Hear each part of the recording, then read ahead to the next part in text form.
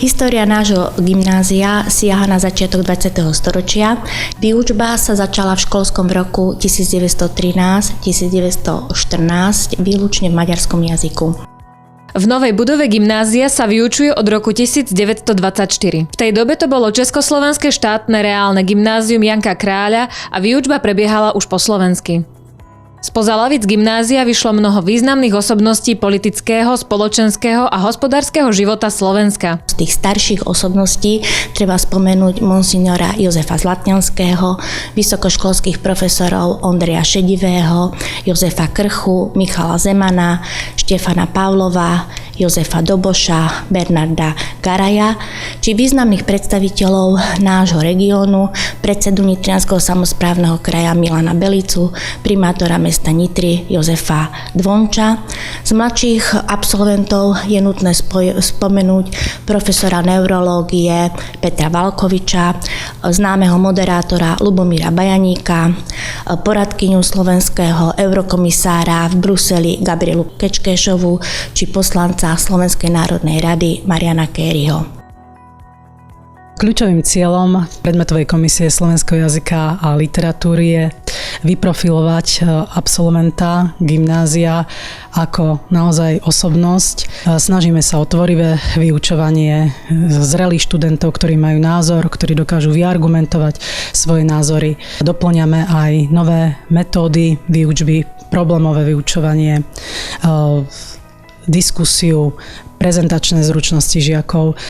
Najväčším úspechom našej predmetovej komisie v tomto roku bolo víťazstvo žiaka Jonáša Sudakova, ktorý získal prvé miesto v celoštátnej literárnej súťaži esej Jana Johannidesa. Okrem toho teda, že sa stal víťazom, bol odmenený študijným pobytom v talianskej Boloni. Na našej škole funguje taktiež aj žiacka školská rada. Tvorí ju 7 žiakov, jedným z nich som aj ja. Snažíme sa vlastne o to, aby škola nebola pre žiakov miestom len, kde sa musia učiť, ale taktiež, kde sa môžu aj zabaviť. Organizujeme rôzne akcie, ako napríklad Gimplecký ples, Filmovica, Halloween, rôzne súťaže. So všetkým komunikujeme aj s našou pani riaditeľkou, či už ide napríklad o zmeny v školskom poriadku, alebo organizovanie našich akcií a taktiež jej predkladáme aj podnety alebo nejaké otázky žiakov. Škola kladie dôraz aj na výučbu informatiky. Informatika bola posilnená na dotáciu 2-hodinovú miesto 1-hodinovej, ako nám hovorí štátny vzdelávací program. No a hlavne sa zameriavame na rozvoj logického myslenia a využívanie IK techniky v rôznych oblastiach, takže naši žiaci sú v podstate pripravení využívať tieto veci aj iných predmetov. Okrem základných vedomostí o stavbe počítača sa učia žiaci využívať kancelársky balík programov. Počítačovú gramotnosť rozvíja gymnázium aj v rámci využívania internetu. Tvoríme stránky pomocou kódu, to je taký záver, plus teda venujeme sa grafike, či už vektorovej alebo rastrovej. O informatiku je veľký záujem a to dokazuje to, že sa každoročne zúčastňujeme informatické súťaže IBOBOR. Teraz je udiel 10. ročník celoslovenskej súťaže a čo nás teší, stále rastie kvalita. Čím stále viac máme viac a viac tých žiakov, ktorí sú ocenení.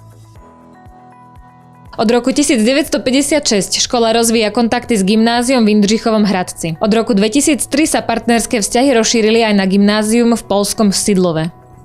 Náš školský vzdelávací program ponúka žiakom možnosť výberu štúdia 4 svetových jazykov: anglického, nemeckého, ruského a francúzskeho. Primárnym cudzím vyučovacím jazykom na škole je podľa výberu anglický alebo nemecký jazyk. Žiaci by sa mali dostať na úroveň B2 a na tejto úrovni maturovať.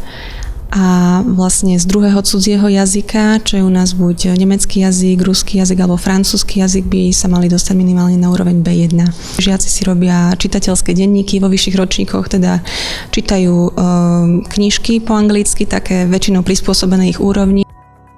Boli žiaci napríklad vo Veľkej Británii na výmennom pobyte. Z anglického jazyka napríklad sa zúčastňujú divadelných predstavení, či už teda tu v blízkom okolí alebo do Bratislavy chodia. V V školskom roku 2014-2015 sme realizovali projekt Učiť moderne, inovatívne, kreatívne znamená otvárať bránu do sveta práce v rámci operačného programu vzdelávanie.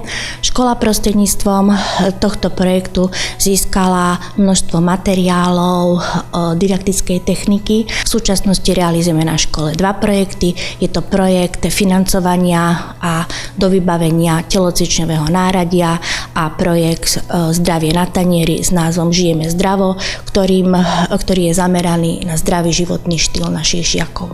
Škola je vybavená malou telocvičňou, ktorá je prepojená s novovybudovanou športovou halou s nadštandardnými podmienkami pre športové aktivity žiakov. Tak, gymnázium som si vybrala, pretože by som chcela ísť študovať na vysokú školu a gymnázium ma na toto štúdium dobre pripraví. Absolventi školy úspešne študujú na renomovaných univerzitách v zahraničí i na Slovensku.